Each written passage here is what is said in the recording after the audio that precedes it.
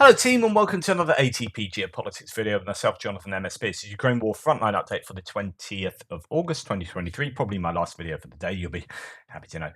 Let's go to the northeast sector where we usually start in our frontline analysis. There's not a great amount of detail coming out of the front line really in any places other than the Velika Novosilka salient there and the area around Robotyne here, just south of Orikhiv and Malatok-Machka.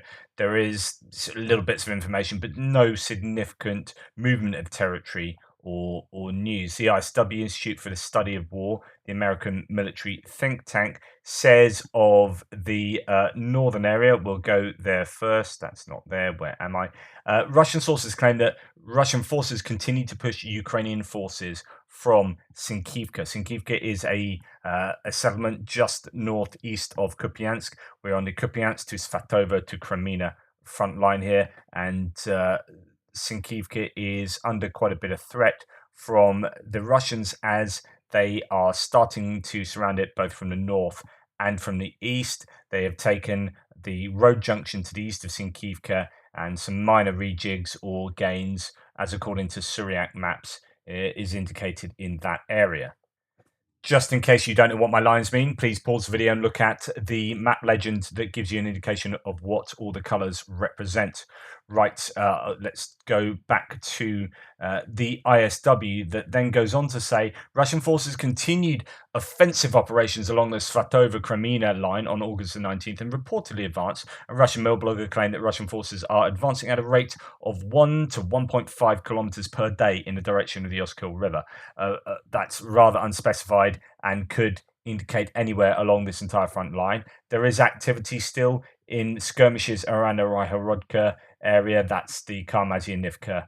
This is the sector where the Russians advanced quite a bit and then the Ukrainians pushing back, and now it's gone a little bit quiet in terms of, well, not necessarily quiet, but there's been little change of territory there. It more seems to be happening up in this northeastern area by Kupiansk, and that is something to watch out for. Around here, some Ukrainian gains, as according to Andrew Perpetua, just south of this bridgehead that the Russians had gained, coming westwards from Kreminna there towards Zarichna Torska areas. So a small amount of Ukrainian gains to be had there, but probably just the kind of toing and froing in some of these areas. If we look at the ISW, there's lots of places mentioned, lots of activity in Serebryansky Forest, but no confirmed gains from either side there. So we'll move on down to Bakhmut, and really not a lot to mention in terms of Bakhmut. Some very minor gains, as according to Syriac maps, in this Vasily Rozdalivka area. The Ukrainians have been a little bit on the back foot there after they made some fairly quick advances some weeks ago now, and it all went quiet. And I was saying that it's such a shame because this would be a really useful area of high ground for the Ukrainians to take. They'll get visuals over Solidar. In fact, let's see if I can get you a bit of topographical maps there. I know some people have been asking for that a lot more. So this is on my map, Bakhmut here. We have, just to give you some indication where we're going to be talking about, we've got Solidar coming up here towards this road and the river coming down here. That's the front line towards the northwest of Bakhmut. There's a small river there. And then you have a river coming down here through Krasna Polivka, if I remember correctly. Or no, it's coming up here. So we're going to look at Solidar coming across from the east to the west, and we're going to look at this area between Solidar and Rozdalivka. So let us go to that now and get that on the topographical map. So here we have Solidar, and we have Krasnohora, we have Bakhmut there. Sorry, the names are in Russian Cyrillic. So yeah, Solidar, you can see, sits on this river I was talking about, another river coming down there, and another river that the front line sits on up in this northwestern area. Sorry. So as the river comes down here, you had then Rozdalivka and some slightly higher ground north of Solidar, and this is where the Ukrainians were sort of getting up towards this high ground, and now the Russians have been pushing them back towards Vasily there. and Robotyne here. So the fighting is taking place in that area, and what it would be useful for the Ukrainians to do is be able to take this ground here, because then they can overlook Solidar, they can overlook some of these other areas around Bakhmut, and it gives them a real advantage in the same way that if they took Kadema uh, down around here, goodness, I don't know what that is in what I'm looking for, but basically, if so Opitny is here.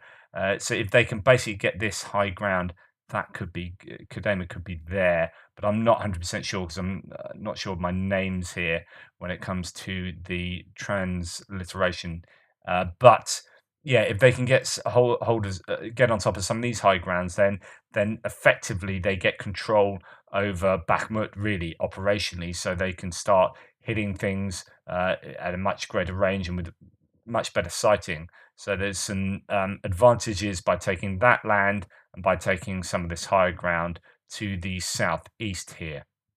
But obviously, that's a long way off since they're still fighting along this railway line that comes down here. So the Ukrainians at the moment are fighting over Klishchivka, and the Russians are still, some Russians are still claiming that they control Klishchivka, but you can see it sits in this lower ground, and the Ukrainians are sitting on the ground above the settlement. And if the Russians are claiming that they counterattacked and took that, it'll be kind of pointless to sit there and take that, because it'd be like shooting fish in a barrel, as I keep saying.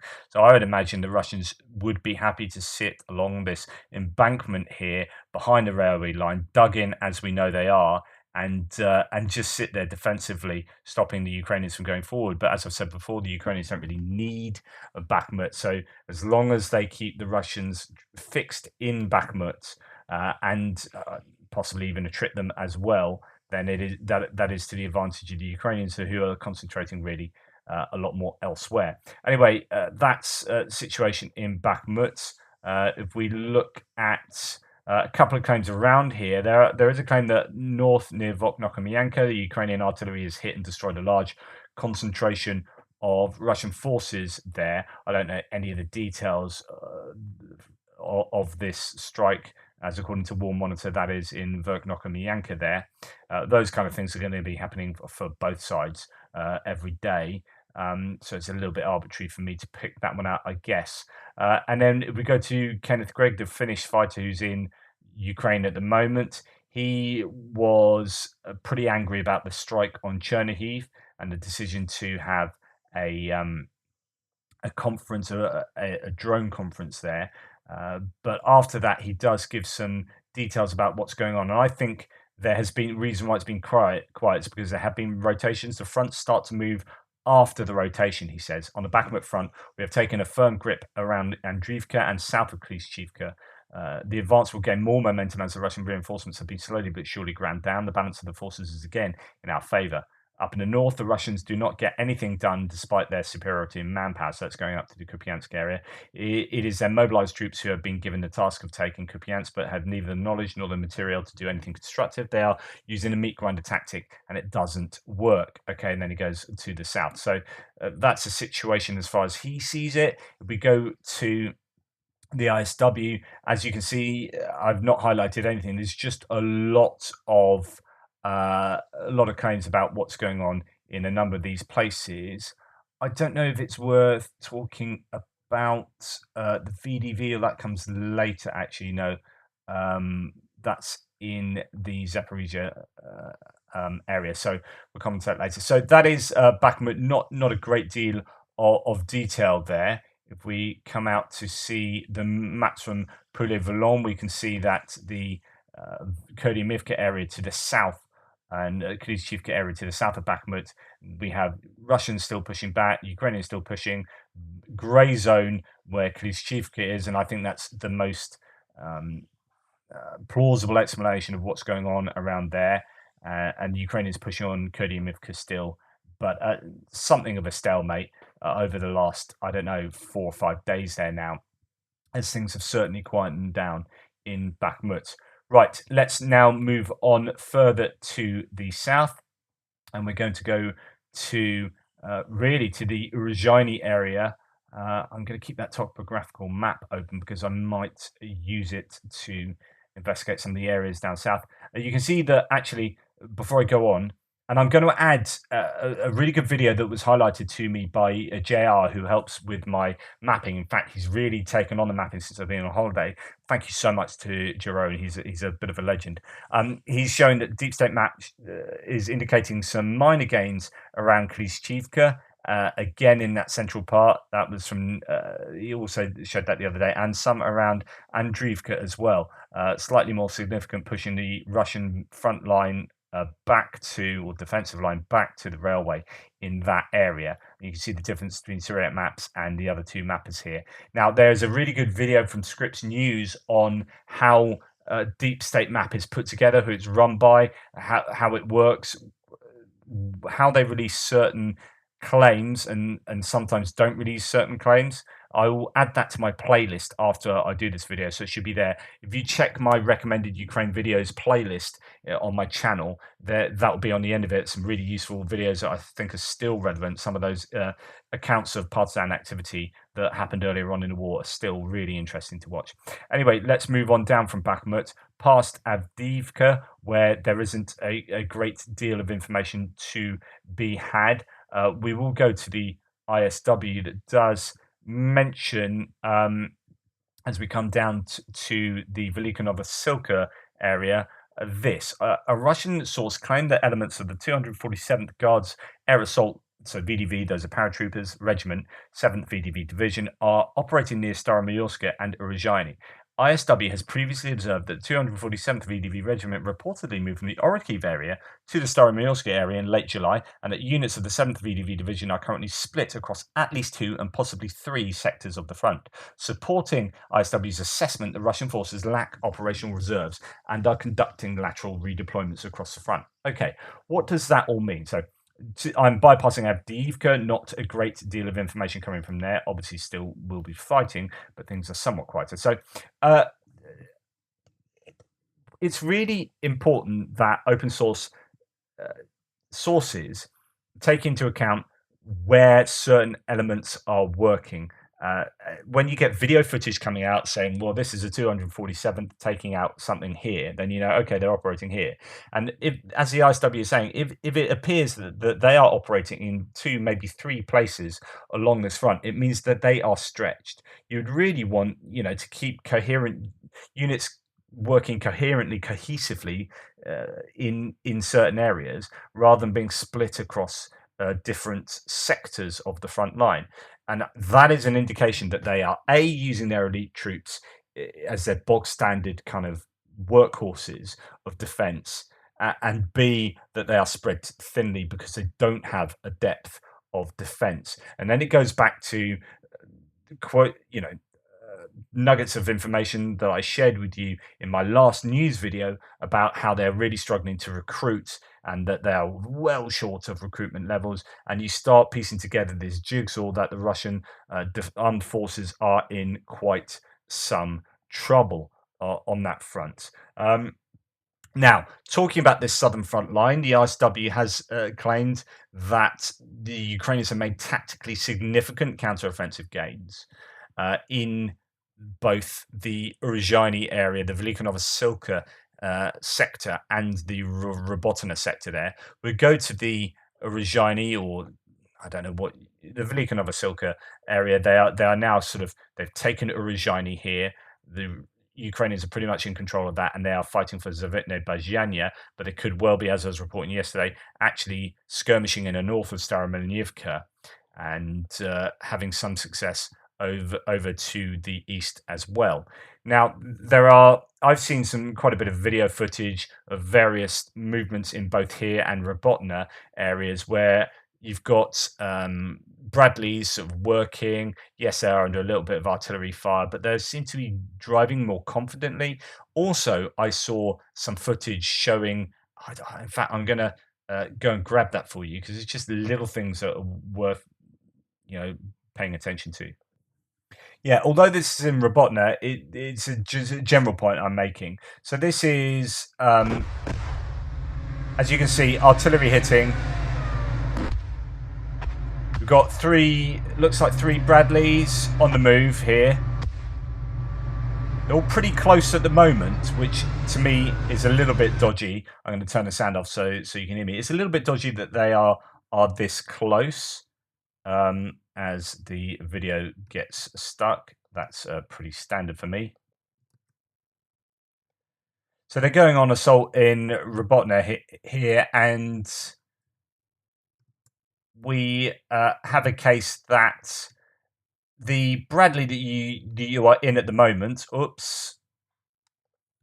Sorry. So the Bradley you're in at the moment is moving, and then it does a good thing, which we didn't see earlier on in the Oroku sector. So it stops, and then actually it starts reversing because it doesn't want to be too close to the one in front. Is what is all I can think. Rather than it's thinking it's going to do a reverse and do a U-turn, it's thinking about the spacing between it and the other vehicle. There have been quite a few criticisms of Ukrainian equipment driving too close to each other, and I would say that is probably too close. And so you can end up losing lots of equipment all at the same time with like single hits or whatever. It's not that important what I showed you, but it just means that they are thinking a little bit about how they're driving, but also that they are sort of, I guess, confidently driving, although there's artillery around in the Robotyne area. We know that that's an area that they have lost a lot of equipment previously. Right. Anyway, back to kind of what I was saying before. So they're making tactical gains in the areas, according to the ISW. Here, Barracuda says that the Ukrainians destroyed 2 Russian tanks with cluster munitions in this area. So I'm going to find that for you on the map, on my map. So cluster munitions being used here. Goodness me, I've got some technical gremlins going on at the moment. Right, so this is where that has been found.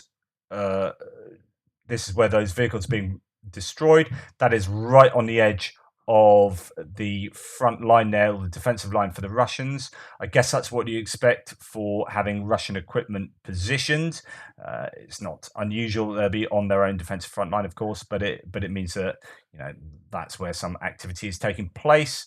We go to the ISW here. Let's get rid of some of this. So they say Ukrainian forces are conducting offensive operations in the western Donetsk, Zaporizhia Oblast border area, but did not advance on the 19th. So that's interesting, saying that the Ukrainians didn't advance. Russian sources claim that Ukrainian forces are increasingly attacking in the direction of Zavitne Bazhanya, east of Orozhany, and near Pryutne. That is here and near Pryutne there. So actually, I don't have too many sources talking about advances in the area, so that does make sense. If we go and look at the topographical map for the area, we can see if we can make some sense of what is going on there. So what we have on my map here is the river coming down here, meandering its way past all these, the Mokry River, all the way through these settlements down to Zavetny Bezhanya and Staromilnyivka below that. And then we have Pryutne over there and this higher ground. And we're going to look at that situation on the topographical map. So here we have it. The if I can get that. So here we have the river meandering down here. You have Zavitne Bazhanya there. You have Uruzhany, Staromilska there. And here Staromilnyivka, which is the fairly key settlement because after that it's the main trenches below. But just over to here we have Pryutne there. And it's this high ground that the Ukrainians don't yet have. So they've got the lower ground here, and they're trying to fight into the north of Pryutne, but they can't get around here. There's this ravine that you can see coming down there, where the front line basically is, because that is apparently heavily mined. So they can't get from this high ground to this next part of the high ground there. That ravine is kind of the area. Is the defensive line for the Russians, and so they need to get into the side and also to the side from here in order to take this high ground that Russians are still holding.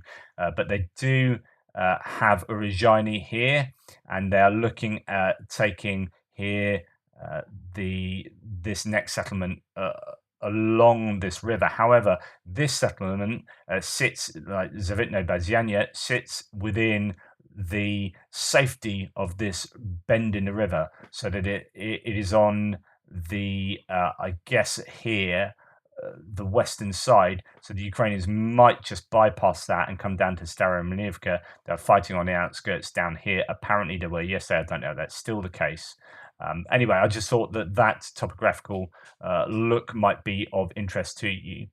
The sources on Robotyne are pretty thin on the ground, as I say. There doesn't seem to be too much of a territorial gain for the Ukrainians in the last 24 hours. So we'll move now to the west. We had heard rumors of Drozhnyanka, a few attacks taking place there. Heard nothing since then. We'll come now to the ISW, talking about the Robotyne area. Geolocated footage published on August 19th indicated that Ukrainian forces have advanced north of Robotyne. Ukrainian forces may have been operating in this area before August 19th, but Russian sources claimed this area was under Russian control. Russian sources claimed that the Russian MOD claimed that Ukrainian forces unsuccessfully attacked near Robotyne and Verbovia. Of course, they would say that. Multiple Russian sources claim that Ukrainian forces attacked the northern and northeastern outskirts of Robotyne on August the 18th and 19th. So lots of fighting around Robotyne. Here's the geolocated footage. It suggests that the Russian Motorized Rifle Regiment and 810th Naval Guards Naval Infantry Brigade shelling Ukrainian positions here, which means obviously the Ukrainians are in this place. So we'll put that on to the Google Earth map, and yes, the Ukrainians are in the north of Robotyne, so that would just confirm what we already know.